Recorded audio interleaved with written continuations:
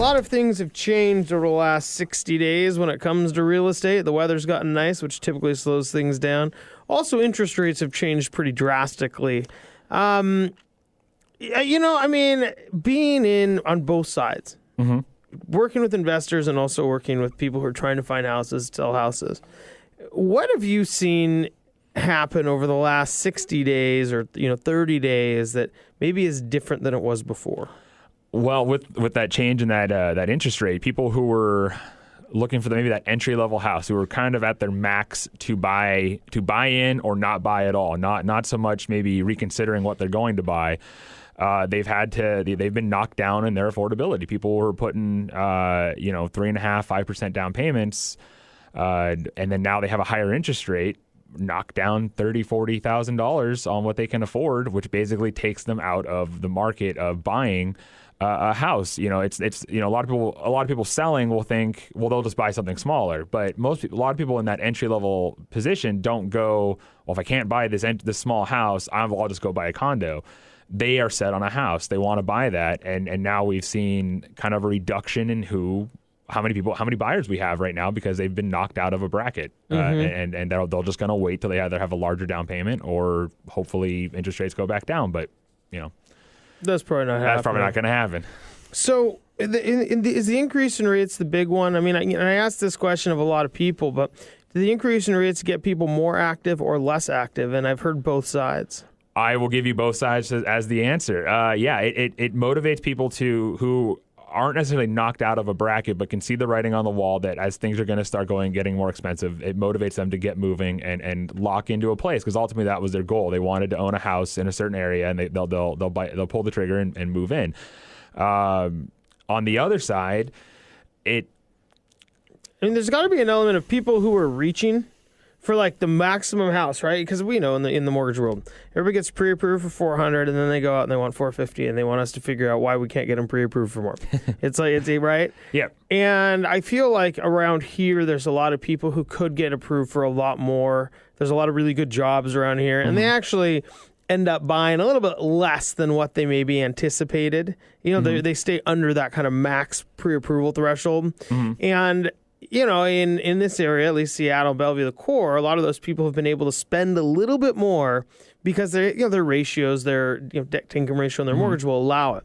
I would imagine the people that have really stepped back were the people who were reaching just to get into maybe that single family residence. Correct. Yeah. And now are unable to maybe get into the neighborhood they want because the house, maybe their payment's gone up 10 to 12%. Yeah, and I mean that tick. I mean that's the thing that really a lot of buyers struggle to see until they find the house they want, and then they go get reassessed on their mortgage options of how much interest rates affect what you can buy, and that's those small little percentage points on that affect paying $20,000-$30,000 more on a house than your payment. It's usually about $20 a month for every $5,000 you spend on average is kind of what we budget. But a tick up in interest rate can knock that down or knock that increase by $40-$50 a month, and then eventually you can't afford it. Right.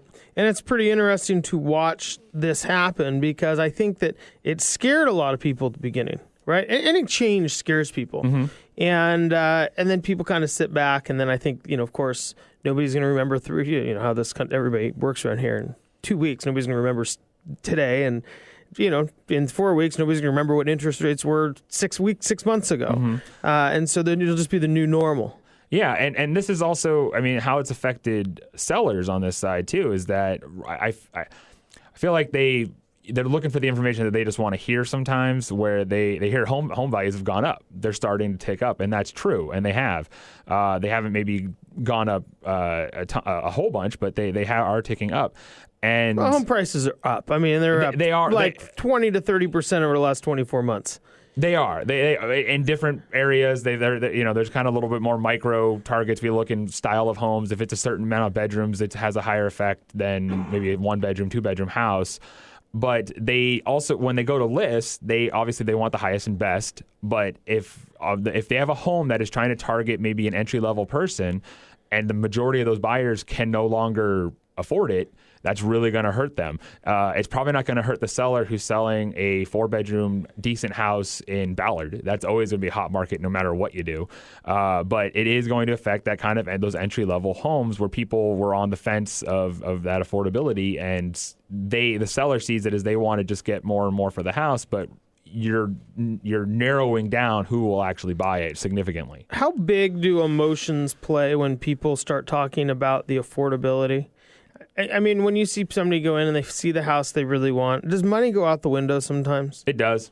Yeah, we'll just make it work. We'll just make it work. I've always kind of thought people it's usually people they're approved to $400,000. They only want to spend $380,000, and we're putting offers in at $410,000, $415,000, and they quickly blow that out of the water because they ultimately want to lock in on this house, or they see the difference in that kind of price range where the home that was maybe $380,000 isn't as nice and updated, but the one that's at $415,000 is. And they're willing to see the one at $5. Yeah. Then there's sometimes that almost works against you to show them the one at $5, because then nothing will ever be as nice to them in the bracket that they can afford. So yeah, people consider, a lot of times I would say with those buyers, they've kind of worked in a remodel budget or a slow fix it up a month budget, and then they throw that out the window when they find the house that already has the work done, and they try to make that higher monthly payment work. Yeah, Jared, we just have a little bit of time left. Again, I'm here with Jared Fraser, real estate agent with RE/MAX on the Lake. What do you do when people are starting to exceed their budget, in a rising interest rate market, when they've fallen in love with a style of house? I mean, how do you help them cope with that? We have to make sure that they can afford it. We have to make sure that, we're on the phone making our emails to the mortgage broker that they're working with and going, how cautious should we be? Because we want to know if it's worth their time. We don't want to get an accepted offer and then pay for an inspection and then ultimately not be able to get a mortgage on the house, because now they're out that inspection cost, they're out the time, and they've lost, the heartache. And they've put a lot of time and money into this, into buying. So yeah, it is something that we have to kind of dial them in, make sure they're on the same page with what they can afford and what's out there. And if we have to reevaluate options, sometimes we change area, sometimes we change the wants and needs of a house to, what are the must-haves, and kind of reevaluate that. So yeah, it's a constant changing process, especially with those clients that have been looking for a while and they haven't found what they want, and they've got it settled in their mind. They want a certain type of house, and then when it's finally available, they can't afford it.